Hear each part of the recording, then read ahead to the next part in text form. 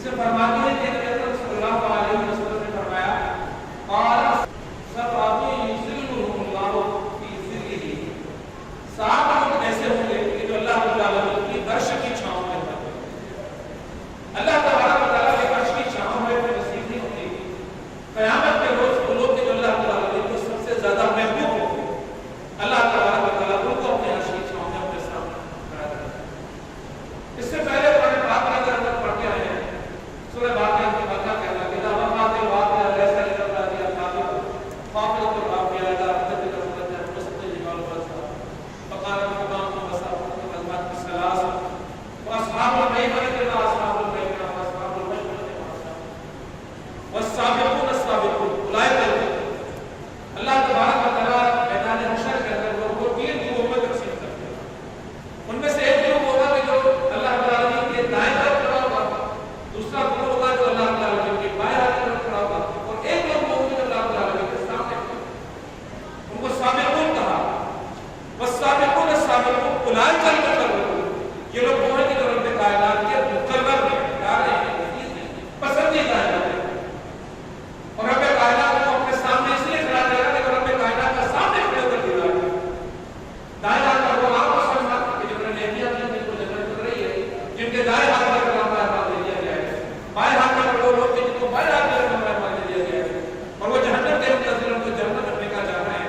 لیکن ان دونوں گروہوں میں سے اللہ رب العالمین نے ایک گروہ کو عزیز تر رکھ دیا ہے، اور وہ عزیز تر گروہ رب کائنات کا وہ گروہ ہے جن کو رب کائنات نے اپنے سامنے کھڑا کر اپنے دیدار کا شرف پیدا میں حشر کے اندر انہیں کھڑا کیا۔ السابقون الاولون، اس کے اندر مفسرین نے اس کی تفسیر بیان کی کہ وہ لوگ جو دین کے کاموں میں سبقت لے جاتے ہیں، اور یہاں پر یہ بات کی جا رہی ہے کہ یہ لوگ وہ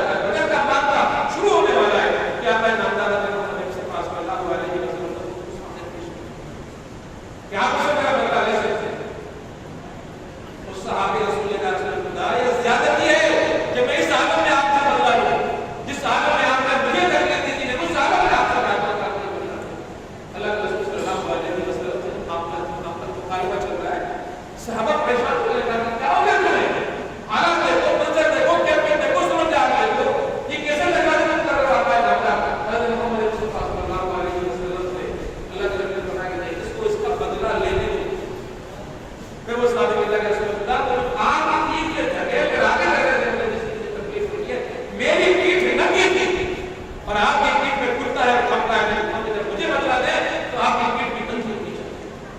یہ منظر گزرا دے یہ کیسا مقابلہ ہوگا. اللہ کے نبی صلی اللہ علیہ وسلم نے اپنی پیٹھ میں سے کرتے کو اونچا کیا اور وہ صحابی لپک کر آگے بڑھے گئے اور بحر نبی صلی اللہ علیہ وسلم کو چوم لیا ہے. کہا یا رسول اللہ میرے بابا اور اجداد آپ پر قربان ہو جائیں، آپ سے بدلہ کون لینا چاہتا تھا، مال کا ہونے والا ہے جس سے مقابلہ ہونے والا ہے، میرا دل یہ چاہتا تھا کہ آج اگر مجھے شہادت نصیب ہو جائے تو بحر نبوت کو چومے میں میرے بچوں سے میں بارگاہ خدا بندی کے درجے اور خدا کا جو یہ بات سے نجات کا فرمان حاصل کیجیے.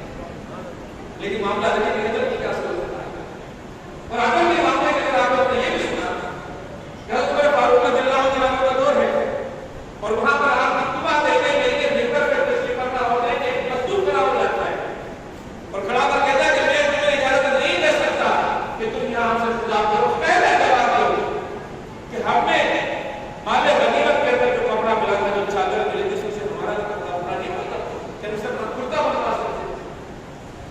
آپ غنیم ہیں، جیسا ہے، مضبوط ہیں، لمبے چوڑے ہیں، آپ کیا نہیں کیتا کیسے پورا ہوگا جب تک جواب نہیں کیا کریں.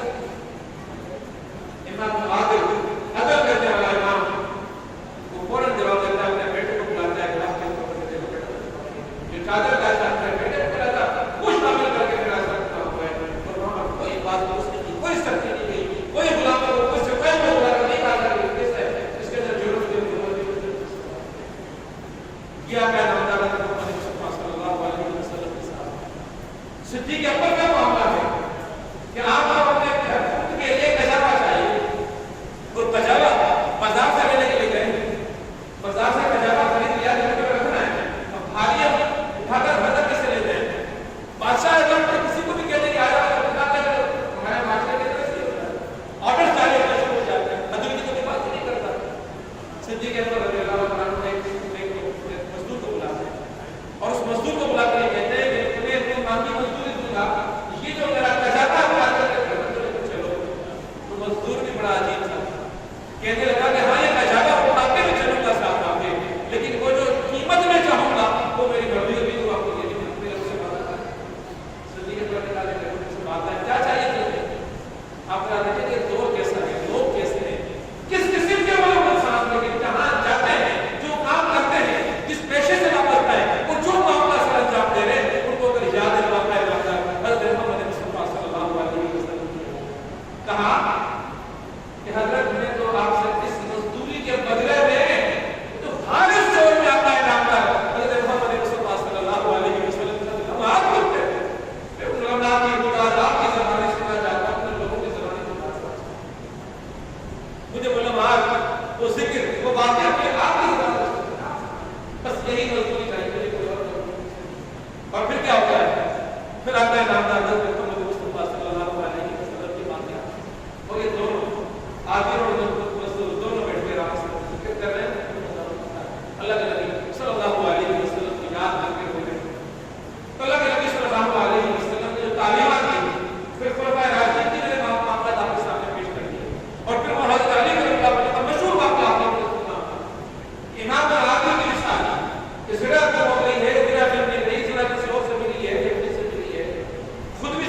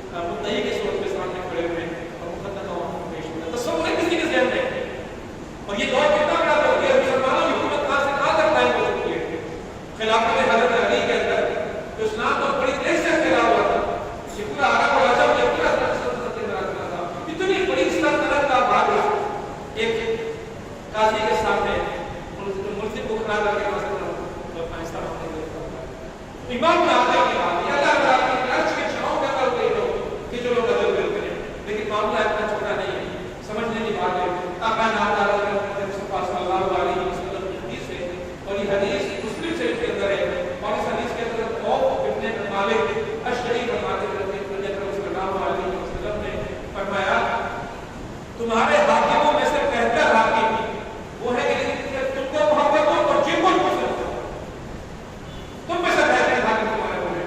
اب ذرا دیکھیں کہ وہاں لفظ استعمال ہوا امام حدیث میں، تو یہ امامت کا لفظ جو ہے وہ ہر اس دائرے کے اندر آ جاتا ہے جہاں اختیار کا افراد ہو۔ اگر گھر کے اندر باپ کے اختیار میں بچے کے تو باپ بھی ایک امام ہے، مسجد کے اندر بھی ایک امام ہے، ادارے کے اندر امام کام کرتے ہیں وہاں پر ہم لوگ امام ہیں۔ کوئی اسکول کا سربراہ ہے، کوئی کلاس کا سربراہ ہے، کوئی فیکٹری کا ہے، کوئی دکان کا مالک ہے، کوئی کام کر رہے ہیں، تو جو جہاں پر جس دائرے کے اندر امام ہے یہ سارے دائرے آ جاتے ہیں کہ یہ جو امام ہے، جو مالک میں کھڑا ہوا ہے، جو اختیار لے کر کھڑا ہوا ہے، جو صاحب اختیار ہے یہ امام ہے، اور اس امام کے لیے یہ اس کے نیچے کام کرنے والے سے محبت کرتے ہیں اور نیچے کام کرنے والے سے محبت کرتے ہیں، اور فرمایا کہ ان کے لیے جو ہے اور وہ تمہارے لیے دعائیں کریں، اور اس کی وجہ سے آپ کا رب اور تعلق اور محبت پیدا ہو، اور تمہارے ہاتھوں کو صرف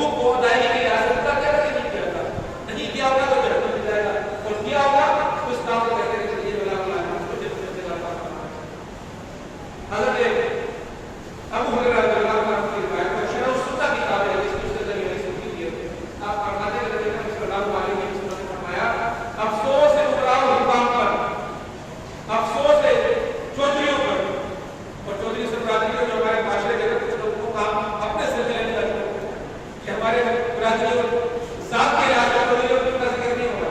اس طرح کی بات ہو رہی ہے کہ جو لوگوں کے چودھری بن جاتے ہیں، سردار بن جاتے ہیں، شوق سے آگے بڑھتے ہیں کہ آپ میرے کا سردار بھی بن جاؤ، سردار بھی بن جاؤ، نمائندہ بھی بن جاؤ، کوسٹر بھی بن جاؤ.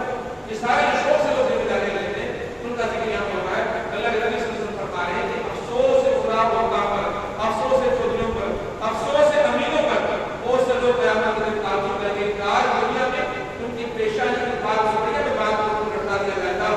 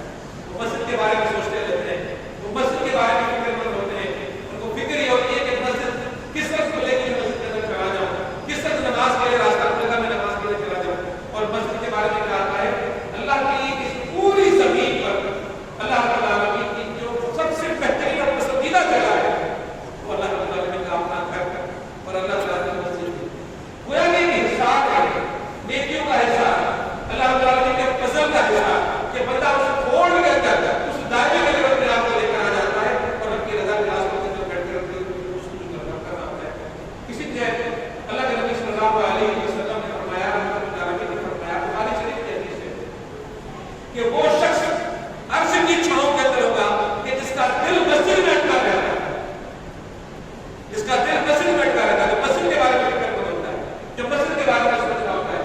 ایسا نہیں ہوتا کہ مسجد کے لیے بیٹھ کے اذان نہیں، نماز کتنے بجے کھڑی ہوگی؟ 8:40 کا اذان نہیں، 9 بجے نماز پڑھی ہوگی، 9 بجے مسجد میں آتے ہو، جیسے پڑھ پورا توڑ لو. بیزابی کے اندر مسجد میں یہ بیزابی والا معاملہ نہیں ہونا چاہیے، بلکہ دل مسجد کے اندر معاملہ ہونا چاہیے. اللہ رب العالمین نے فرمایا کہ انما یعمر مساجد اللہ بالآمن باللہ والیوم الآخر. خدا یہ چاہتا ہے کہ اس کی مسجدوں کو آباد رکھا جائے، اور جو خدا کی مسجدوں کو آباد رکھے وہی لوگ ہیں جو ایمان جو لائے گا وہ خدا کی طرف آباد کرنا چاہیے. نبی اکرم صلی اللہ علیہ وسلم نے فرمایا کہ کچھ لوگ ایسے ہیں کہ جن کے دل مساجد کے ساتھ اٹکے رہتے ہیں اور وہ وہاں سے ہٹنے کے لیے تیار نہیں ہوتے، اور فرشتے ایسے لوگوں کے ساتھ جو مسجدوں کے ساتھ فرشتے ان کے ساتھ. پھر فرمایا کہ جب وہ گم ہو جاتے ہیں تو فرشتے کو ڈھونڈنے نکلتے ہیں. جب مسجد میں بیٹھا اس کا دل مسجد سے اٹکا رہا، فرشتوں کا ساتھ ایسا تعلق کیا کہ وہ مسجد کے درمیان پہنچا تو فرشتہ پریشان ہو گیا، فرشتہ ڈھونڈنے نکلتا ہے اس کے بندہ جب مسجد کے اندر آیا کہاں چلا گیا تو اس کو ڈھونڈنے نکلتا ہے. پھر فرمایا کہ جب وہ بیمار ہوتا ہے تو فرشتے اس کی تیمارداری کرنے کی کوشش کرتے ہیں، کوئی مسجد والے کوشش اس کی تیمارداری کرنے کے لیے پوچھتے ہیں. پھر فرمایا اگر وہ کسی کام کے اندر مصروف ہو جاتا ہے، انسان دوسرے کام میں مصروف ہو جاتا ہے، تو یہی فرشتے جو مسجد میں دل معلق ہونے کی وجہ سے اللہ تعالیٰ نے اس کے ساتھ جوڑ دیے تھے، یہ اس کے ساتھ تلاش کرتے ہیں اس کام کو جاتے ہیں جس کام کے اندر وہ لگا ہوتا ہے اس کی مدد کرتے ہیں تاکہ اپنا کام نپٹا کے مسجد کے اندر واپس پلٹ کر آتے ہیں. جس کے مددگار بن جاتے ہیں دنیا کے کاموں میں فرشتے. اور پھر فرمایا کہ جب وہ بیمار ہوتا ہے تو فرشتے اس کی عیادت کو آتے ہیں، اور فرمایا کہ یہ فرشتے اس کی مدد کرتے ہیں. اور جب مسجد میں جب بیٹھتا ہے تو اللہ تعالیٰ کی جو رحمت ہوتی ہے اس کی منتظر رہتی ہے کہ مسجد میں ہمیں آئے، اللہ تعالیٰ اپنی رحمت اس کو عطا کرے. نبی اکرم صلی اللہ علیہ وسلم کی دورانی سے صبح اور شام مسجد کی طرف جانا ایسا ہے جیسا جہاد کے لیے جانا ہے. کتنی افضل بات ہے جہاد، یا کرنا ہے یا کرنا ہے اپنے آپ یا زندگی ہے یا موت ہے، آ رہے ہیں یا باہر ہے، ایسا مرحلہ جس کے لیے اپنی زندگی پیش کرنا ہوتا ہے. بڑا درجہ ہے جہاد کہ جب انسان کو زخم لگتا ہے تو پہلا قطرہ نہیں گرتا زمین کے اوپر، انسان کے سارے گناہ معاف ہو جاتے ہیں. لیکن مسجد کے ساتھ معاملہ کیسے ہے جس کا مسجد کے ساتھ جو بندہ وابستہ ہو گیا ہے، اللہ کے پیار کا فرما رہے کہ مسجد کی طرف جانے والا ایسا ہی ہے جہاد کے لیے. پھر اللہ کے نبی صلی اللہ علیہ وسلم نے فرمایا جو لوگ فجر کی نماز میں اندھیرے میں مسجد کی طرف جاتے ہیں اللہ تبارک و تعالیٰ قیامت کے دن کے اندھیروں میں ان کو روشنی عطا کرے گا. جو فجر کے اندھیروں میں اللہ کے مسجد کی طرف جاتا ہے وہ قیامت کے دن میدان حشر کے اندھیروں میں رب تعالیٰ اس کو روشنی عطا کرے گا. پھر فرمایا نبی صلی اللہ علیہ وسلم نے بعد نماز کے لیے مسجد کی طرف جانے والا ایسا ہے کہ اللہ تبارک و تعالیٰ اس کے ہر قدم پر اس کے لیے نیکی واجب کر دیتا ہے اور اللہ رب العالمین اس کے گناہوں کو مٹاتا چلتا جاتا ہے. یہ قدم بڑھ رہا ہے، نیکی لکھی جا رہی ہے اور گناہ مٹتا جاتا ہے. تو مسجد کی طرف آنا، مسجد کی طرف جانا، یہ اللہ رب العالمین کو اتنا عظیم اور اتنا محبوب ہے کہ رب تعالیٰ اس کے لیے بندے کے اس سے گناہوں کو معاف فرما دیتا ہے. اس کے بعد اللہ کے نبی صلی اللہ علیہ وسلم فرماتے ہیں کہ رب ورجل تحابا، اور وہ لوگ کہ جنہوں نے محبت کی ہے دوسرے سے، محبت کیوں کی؟ فی اللہ کی خاطر میں آپ سب پر آپ کو سے اللہ کی خاطر میں آپ کے لیے چلتا ہے، اللہ کی خاطر آپ میرے لیے چلتا ہے، ہم ایک دوسرے سے جڑ گئے اللہ کی خاطر. تمہارا جو لازم تحابا اللہ ہے وہ جمع ہوتے ہیں اور اگر جدا ہوتے ہیں اجتماعات علیہ و تفرق علیہ. ورجل فرمایا کہ یہ لوگ وہ ہیں جن کو رب کائنات کا شیش کو یعنی کہ ملتے تو ہم ایک دوسرے سے ہیں، تعلق تو ہم ایک دوسرے سے قائم کریں گے، ایک دوسرے کے لیے ہم ایک خیر خواہ بنیں گے، ایک دوسرے سے ہمارا تعلق بنے گا. لیکن رب کائنات فرما رہا ہے کہ تمہارا ملنا میری خاطر کرے گا، میری رضا کے خاطر ہے. میں تم سے محبت کرتا ہوں اس لیے میرا رب مجھ سے ناراض ہو جائے. تو رب کائنات فرماتا ہے کہ اس کے نتیجے میں کیا ہوگا؟ اللہ رب العالمین فرش کے چھوڑ میں بڑا سکتا ہے. لیکن سر رب کائنات کا معاملہ ہے اس زندگی میں انسان کو دوست چاہیے ہوتے ہیں، ساتھی چاہیے ہوتے ہیں، معاون چاہیے ہوتے ہیں، مددگار چاہیے ہوتے ہیں. اس انتخاب میں اگر رب کائنات کی رضا کو نظر رکھتے ہیں تو اس میں انتخاب کیا جائے کہ اس کی دوستی میں مجھے اختلاف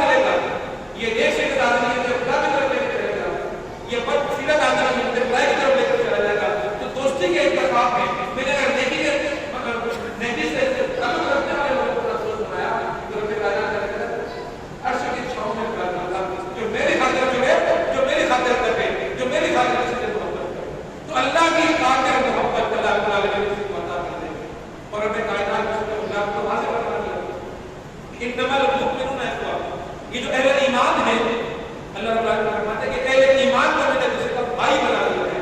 تو ایمان کی بنیاد پر رشتہ بنتا ہے، ایمان کے کاموں کے لیے رشتہ بنتا ہے، وہ رشتہ دین کے کاموں کے لیے بن جائے، ایک دوسرے کے ساتھی مددگار بن جائے. اور رب کائنات اس کے نتیجے کے اندر ہم سب کو اللہ رب العالمین اپنے عرش کی چھاؤں میں رکھنا ہے. اور پھر جڑنا کیسا جڑنا ہے؟ رب کائنات اس نے استغفر فرمایا کہ کأنہم بنیان مرصوصہ، اس طرح آپس میں جڑ جاتے ہیں جیسے سب کے بلائے کی دیوار کی بنائے کہ ان کے اندر کوئی تفرقہ نہ ڈال سکے، تفرقہ ڈال سکے، ان کے دلوں کو ایک دوسرے سے کاٹ نہ سکے، ان کے دلوں کو ایک دوسرے سے توڑ نہ سکے. ان کی محبت کیسی مثالی محبت ہے اور کیسی محبت ہوتی ہے.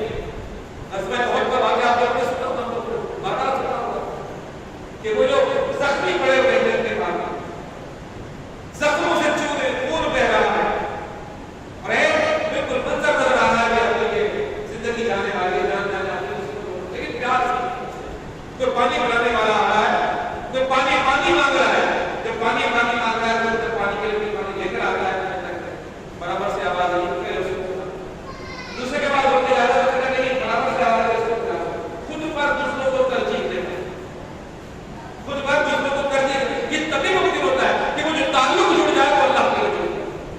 یہ تبھی ممکن ہوتا ہے ورنہ تو بات بات کرتا ہے اپنی جان پر زندگی کو عزیز کرتا ہے. تو یہاں یہ بیان فرمایا جا رہا تھا کہ پھر یہ جب آخری بندے تک پہنچتا ہے اس کا مثال کے اندر پلٹ کے دکھاتے ہیں تو سارے مثال کر چکے ہوتے ہیں. اسی طرح اللہ تعالیٰ رب العالمین کی طرف بات کر رہا تھا کہ آئیے لوگ نام مسکرو اور ذاکرو ورنامکو، آپس میں جڑے رہو بٹو مت واتقوا اللہ لعلکم تفلحون. یہ جو رابطوں کا حکم ہے، ایک دوسرے کے ساتھ جڑنے کا حکم ہے، ایک دوسرے کے تکلیف میں کام آنے کا حکم ہے، یہ اللہ تعالیٰ نے یہ حکم اللہ کا حکم سن کر بھائی کے ساتھ بھائی کے ساتھ بڑھ جائے تو رب کائنات سے پسند کرتا ہے. پھر فرمایا کہ ان الذین آمنوا ان الذین آمنوا وهاجروا وجاهدوا بأموالهم فی سبیل اللہ والذین آووا نفروا، جو ایک دوسرے کی مدد کرتے ہیں، جو ایک دوسرے کے کام آتے ہیں. اسی طرح بشمار جگہوں پر قرآن پاک کا ذکر کیا گیا. ایک جگہ آتا ہے حدیث کے اندر، یہ مسلم شریف کی حدیث ہے اور یہ اس کے راوی ابو ہریرہ رضی اللہ تعالیٰ عنہ ہے. فرماتے ہیں لا تؤمنوا حتی تحابوا، کوئی مومن ہو ہی نہیں سکتا جب تک کہ اپنے بھائی سے محبت کرے. تو بھائی سے محبت کرنا، کون سا بھائی؟ جو ایمان کا رشتہ اللہ رب العالمین نے ہمارے درمیان ہے. اس ایمان کا رشتہ کتنی بڑی قیمت ہے کہ جس نے اس رشتے کو دنیا کے اندر قائم کر دیا وہ کامیاب ہو گیا. اللہ کے عرش کی چھاؤں کے اندر آتا ہے، عرش کی چھاؤں کے اندر بڑا بڑا ہوگا. رب کائنات فرماتے ہیں قرآن پاک کے اندر آتا ہے کیا تمہیں معلوم ہے کون سا اپنا اللہ رسول صلی اللہ علیہ وسلم ہے؟ کسی نے کہا نماز، کسی نے کہا زکات، کسی نے کہا جہاد، لیکن آپ نے کہا کسی کے لیے کسی کا کسی کی مدد کرنا.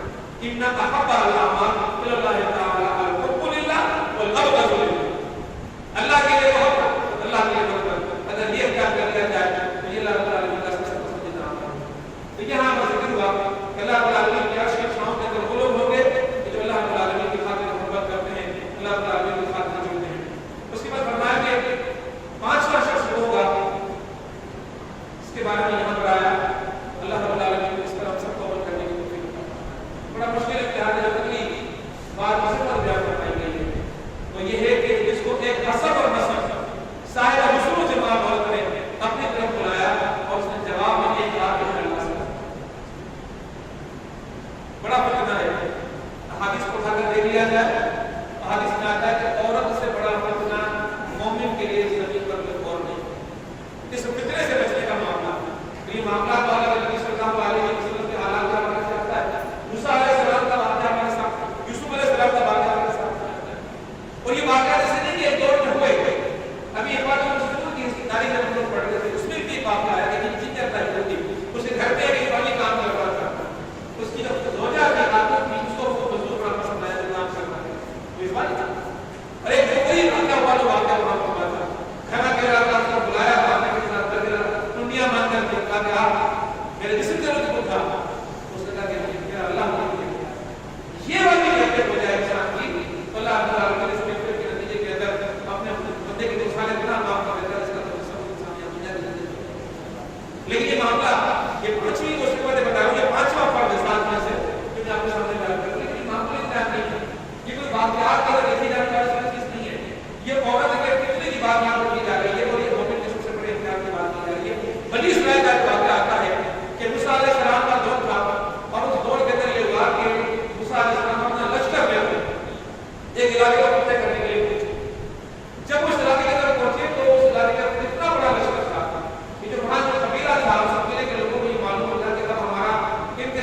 मुकाबला हमारे 10 के अंदर ये नाम जीत नहीं सकते।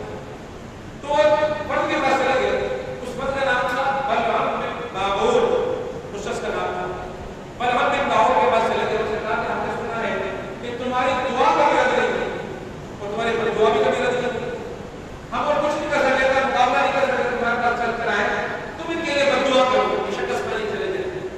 तो उसने कहा कि तुम कैसी बात कर रहे हो, मूसा अलैहिस्सलाम अल्लाह के पैगंबर हैं, मुश्किल लेकर आए, मैं इसके बारे में बददुआ करूं? अल्लाह की बात का मैंने जवाब दिया, ऐसा कैसे कर सकता हूं? उन लोगों ने बड़ा जोर दिया, बड़ा बेटा देने की सलाह नहीं की। तो उसने टांगने के लिए गिरे, मुझे सरकारा कर दो, लेकिन उसकी आदत थी कि इसका खाने के बगैर वो कोई बददुआ या कोई दुआ नहीं कर सकता। इसका खाना क्या है, सरकार मना कर कि तुम दुआ नहीं कर सकते, कि अल्लाह के पैगंबर अगले दूसरा को करोगे मामला हल होगा, ताकि ये बददुआ नहीं कर सकता। इतना वाकया लिखा हुआ है, आया वो मकान बातें लिखा है, पूरा वाकया लिखा हुआ। अब फरमाया कि चलो जिसको और खरीदने की कोशिश करते हैं, इंसान है, लोगों ने क्या किया कि बड़े इमाम बता जवाब पैसे सारे लेकर इसकी बात करते, ये सत्र में दे दिए तो दुआ कर सकते, हमारी बात को मान लेते। अब उसको पुलिस साहब लड़चा दिया, उसने कहा चलो ठीक है चलते हैं, गधे के पर बैठा वो चलने लगा, ये लोग पीछे पीछे आ रहे हैं और जबान से दुआ करना चाह रहे हैं। मामला ये हुआ कि जब गधे कोई आगे लगेगा तो गधा बार बार गिर रहा है, आगे रखा हुआ, यहाँ तक कि गधे को अल्लाह ने गोया दे दी और गधे ने कहा कि मुझे कहाँ में रख के जा रहा है, तू मुझे आगे पीछे पनिशमेंट के पीछे धके हुए मुझे इसलिए कहा ले जा। गधे को छोड़ा और गधे गिरना शुरू कर दिया। जब गधे गिरना शुरू कर दिया तो ये कहना चाह रहा है कि ये मूसा अलैहिस्सलाम का लश्कर तो तबाह हो जाए, बर्बाद हो जाए, लेकिन जब वो दुआ के अल्फाज निकल रहा है तो अल्फाज उस ज़बान के अंदर आ रहे हैं, उस ज़बान के अल्फाज ये आ रहे हैं कि ये जो तकदीर आ रही है बहुत बर्बाद हो जाए। तो लोगों ने कहा तुम पैसे दिए, तुम उनके लिए बददुआ करो और तुम हमारे लिए बददुआ कर रहे हो। तो उसने कहा कि ये मैं नहीं कह रहा था, मैं अल्फाज को नहीं कह रहा हूँ, लेकिन अल्फाज खुद ब खुद मेरी ज़बान से तुम्हारे खिलाफ नहीं करते कि अल्लाह की तरफ से मैं क्या कर सकता हूँ। अब उन लोगों ने कहा कि कुछ तो आप हल निकालो। अब उसने क्या हल निकाला? उसने हल ये निकाला कि अगर तुम्हारे अंदर जरूरत है तो काम करो। मैं क्या काम कर सकता हूँ ताकि अपने बहुतों को लेकर इनको बोलो कर छन कर बजाओ कर आ जाए, खूब प्रेशर की जो भी राज कर सकते हैं क्या करें और कर और फिर कहा कि इनको मुसलमान के मूसा अलैहिस्सलाम का लश्कर करते इनसे कह दो कि अगर कोई तुम्हें तुम्हारी तरफ रग़बत करता हुआ नजर आए, तुम्हें बुलाए तो जो कहे वो कर देना, इनकार मत करना, ताकि इसके अलावा इस लश्कर को शिकस्त देने का कोई जरिया नहीं। अब ये लोग गए और उनको भेज दिया, सामान देकर भेज दिया, जाओ बैतुल्लाह के लश्कर के अंदर। तो फिर वहां पर वाक़या में आता है कि एक शख्स था, वो मूसा अलैहिस्सलाम के पास एक कोमल को बात से पकड़ कर खड़ा हो गया कि मूसा अलैहिस्सलाम क्या आप ये कहते हैं ये ऊपर हराम है, मैं इसको छू नहीं सकता, मैं इससे सल्लत नहीं कर सकता, मैं इसको इस्तेमाल नहीं कर सकता, लेकिन हाँ अगर आपकी बात नहीं वो अपने कभी लगा सकता था और बात से पकड़ कर उस औरत को अपने खेमे के अंदर लेकर गया और उससे बदकारी कर दी और बदकारी अमल करते ही ऐसी हवा फैली कि 70,000 की तादाद निकली कि लोग उसी वक्त जो है। अब ये हाल होगा तो दुनिया में आता है कि हम देखते हैं आज नाम के शख्स था जो हज़रत हारून अलैहिस्सलाम का पता था, कभी निकल था और मूसा अलैहिस्सलाम का निगहबान था। उसने कहा कि ये मामला इस शख्स की वजह से हुआ है, वो खेमे के अंदर घुसता है और उसको भी मार देता है, उसको भी मार देता है। तब जाकर जो मार का सिलसिला था वो जाकर एक ज़िना के नतीजे के अंदर 70,000 का लश्कर तबाह हुआ। इतनी बड़ी तबाही आई, ये वाक़या क्या हालत में था। इसलिए मैं बना के औरत में कितना ही बहुत बड़ा मसला है।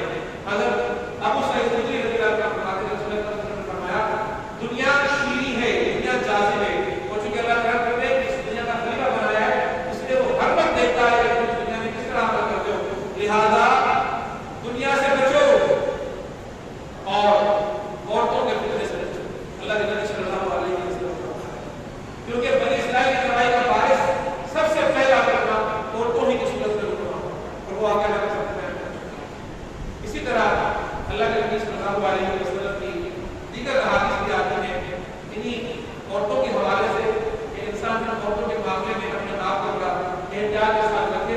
हज़रत उसामा इब्न ज़ैद कहते हैं कि नबी सल्लल्लाहु अलैहि वसल्लम ने फरमाया कि मेरे अपने बाप मेरे उस दौर में एक फितना नहीं था, अल्लाह के नबी का दौर था, साहबा का दौर था, अल्लाह के नबी फरमाते हैं कि मेरे अपने बाप ऐसा कोई फितना नहीं छोड़ा जो मर्दों के हक में औरतों के फितने से ज्यादा ज़रर रसा, जो मर्दों के मामले में औरत के फितने से ज्यादा ज़रर रसा। इसी तरह एक और जगह अल्लाह के नबी ने फरमाया कि दुनिया की मोहब्बत तमाम बुराइयों की जड़ है,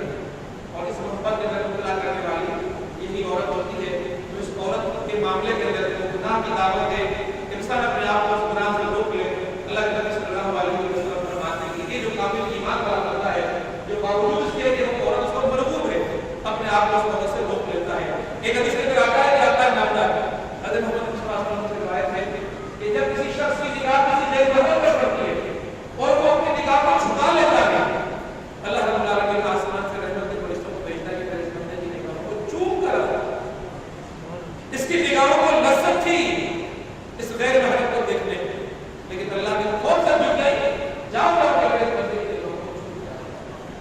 دیکھیے کتنا بڑا بات, فرشتوں کو بار بار ذہن کیجیے, کہیں بھی کوئی غیر محرم نظر آئے اپنی آنکھوں کو چھپا لیجیے, یقین جاتے فرشتے آئیں گے, سکون ملے گا, آپ کو راحت ملے گی, دیکھنے میں کب اور جب ان آنکھوں میں اللہ کی محبت کی وجہ سے دیکھیں گے اس رات میں جو انسان کو سکون ملے گا وہ آسان ہوگا. اس کے بعد فرمایا گیا چھٹا وہ آدمی ہے جس نے اس انداز میں خوشی کا صدقہ دیا کہ اس کے بائیں ہاتھ پر پکڑانا چلا. یہ صدقہ جو اللہ تعالیٰ کی بارگاہ میں دیا جائے اس کو چھپا کر دیا جائے, ایسا نہ ہو کہ عوام کو بتا کر دیا جائے, حالانکہ عوام کو ترغیب بتانے کے لیے اوروں کو پتا چلے کہ بڑا مشکل جگہ کی جائے تو نیکی کا ہوتا ہے, لیکن دکھاوے کے لیے, ریا کے لیے, کہ ریا اگر کسی اور سے سلا مانتا ہے انسان تو یہ برابر کو سنا ہوگا کہ ریا کے نتیجے کو دیکھنے میں سارے کے سارے ضائع ہو جاتے ہیں. اللہ کے نبی صلی اللہ علیہ وسلم کی حدیث کے اندر اس حوالے سے آتا ہے کہ نبی اکرم صلی اللہ علیہ وسلم نے فرمایا کہ سخاوت اللہ کی ایک بہت بڑی عادت ہے. سخاوت اللہ تعالیٰ کی عادت ہے, اور اللہ تعالیٰ کی عادت کو جو اختیار کر لے تو یہ عادت اللہ کے رنگ کے طرف جان ہونے والی بات ہے. اسی طرح اللہ کے نبی صلی اللہ علیہ وسلم کی حدیث ہے روزی طلب کرو اللہ کے راہ میں صدقہ دے, تم صدقہ دینے جاؤ گے اللہ رب العالمین روزی کے اندر برکت دیتا چلا جائے گا. پھر ایک آتا ہے کہ احسان کے کام برے ہلاکتوں سے بچاتے ہیں, احسان کے کام بری ہلاکتوں سے بچاتے ہیں, اور پوشیدہ خیرات دینا اللہ تعالیٰ کے غصے کو بچاتا ہے. کتنی بڑی بات ہے کہ ہم کسی کو چھپا کر اگر خیرات دیتے ہیں, کسی بھی گناہ پر اللہ کو اگر ہمارے پر غصہ آ رہا ہوگا اس خیرات کو دینے کے نتیجے میں اللہ کا غصہ بھول جاتا ہے.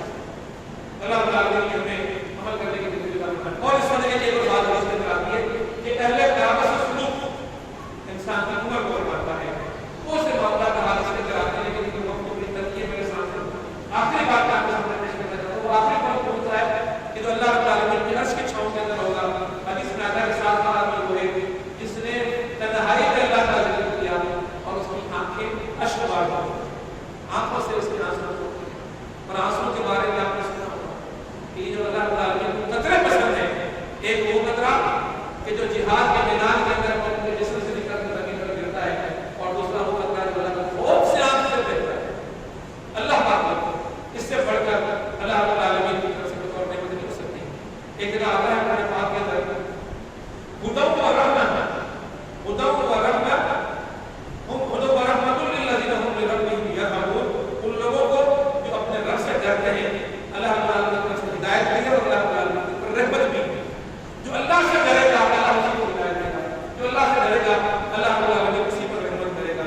ایک اور جگہ آتا ہے قرآن پاک کے اندر کہ انما یخشی اللہ من عباده العلماء, خدا سے اس کے وہی بندے ڈرتے ہیں جو اس کی عظمت قائل ہو جاتے ہیں, جو اللہ کو جانتے ہوں گے کتنا عظیم ہے, وہی لوگ اللہ تعالیٰ کے خوف قائل ہوں گے, اللہ کا ڈر اپنے دل میں رکھتے ہیں. اسی طرح قرآن پاک کے اندر آتا ہے کہ رضی اللہ عنہ ورضوا عنہ ذالک لمن خشی ربہ, جن کو اپنے دل کے اندر اللہ کا خوف ہوگا, یہ وہ لوگ ہیں جو اللہ سے راضی ہوں گے اور اللہ ان سے راضی ہوگا. تو اللہ کی رضا کا راز اللہ کا خوف ہے, اور یہ خوف جتنا اللہ رب العالمین کے ساتھ پتا کرتا ہے اتنا ہی بندہ اپنے رب کے قریب ہوتا ہے. ایک اور جگہ آتا ہے ان اکرمکم عند اللہ اتقاکم, اللہ رب العالمین کو وہ اکرم ہے, وہ پیارا ہے, وہ مکرم ہے, وہ بہتر بتا کرانے کی بات کرتا ہے کہ اس کے اندر اللہ رب العالمین کا خوف ہے, اور اللہ تعالیٰ کا خوف ڈر اور تقویٰ یہ کی بات کہلاتی ہے. ایک اور جگہ آتا ہے قرآن پاک کے اندر وَخَافُونَ إِن كُنتُم مُؤْمِنِينَ, اور مجھ سے ڈرنا اگر ایمان والے ہو, مجھ سے ڈرنا اگر تم ایمان والے ہو. اسی طرح ایک جگہ آتا ہے حدیث سے بات کرتا ہے, دہلی کی حدیث ہے, اور ابن مسعود رضی اللہ تعالیٰ عنہ اس کے راوی ہیں. آپ فرماتے ہیں کہ راز الحکمت خافت اللہ, اصل حکمت اللہ تعالیٰ سے ڈرنا ہے, اللہ تعالیٰ کیا کرنا ہے. ایک جگہ آتا ہے قرآن پاک کے اندر کہ سید کرم یخشا, وہی شخص پسند آتا ہے جو اللہ سے ڈرتا ہے. نصیحت میں پر عمل کرے گی جو اللہ تعالیٰ کا حکم کیا کرے گا.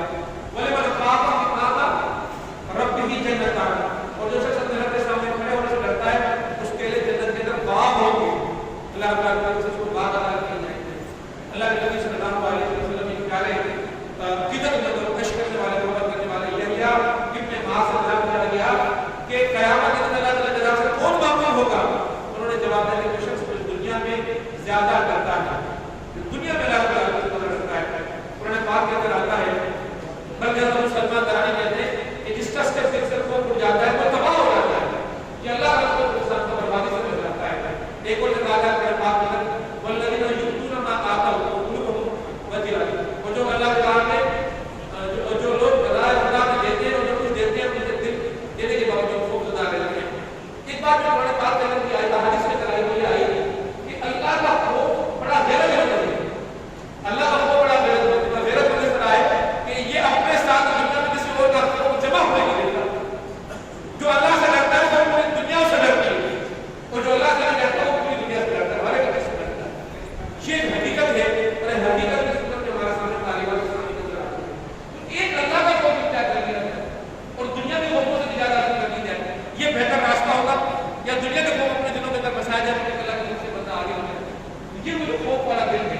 اس خوف والے دل کے حدیث کے اندر آیا کہ جس دل کے اندر اللہ کا خوف تھا وہ بندہ کہ تنہائی میں بیٹھا اللہ کی یاد آئی اور اللہ کی یاد کی وجہ سے وہ بندہ اپنے آنکھوں سے اس کے آنسو بہ جاتے ہیں, خوف کی وجہ سے نکل آتے ہیں. جو بندہ اللہ رب العالمین کی بارگاہ میں بڑا مقرب ہوگا اور رب کائنات کے پاس کش کے خواہوں میں ہو جائے گا. آخری بات سنا کر میں گفتگو پوری کروں گا. اللہ کے نبی صلی اللہ علیہ وسلم کا دور ختم ہو چکا ہے, صحابہ کا دور ختم ہو چکا ہے, تابعین کا دور چل رہا ہے کہ ایک شاہراہ کی عرب تھی کہ اس میں بڑے ڈاکے مار کرتے تھے اور بڑے بڑے قافلے کے جو وہاں گزرتے تھے تو لٹ جایا کرتے تھے, قافلے بچ نہیں پاتے تھے. اور وہاں پر ایک بہت بڑا ڈاکو تھا کہ اس کا مقابلہ کرنا سپاہی کی جو نہیں رہی, ہمت نہیں رہی. اور اس ڈاکو کا نام تھا فضیل بن عیاض. لوگوں نے کیا کیا اپنے کاروباری جو کارواں تھا اس کے ساتھ ساتھ انہوں نے سپاہ بھی لینا شروع کر دیا.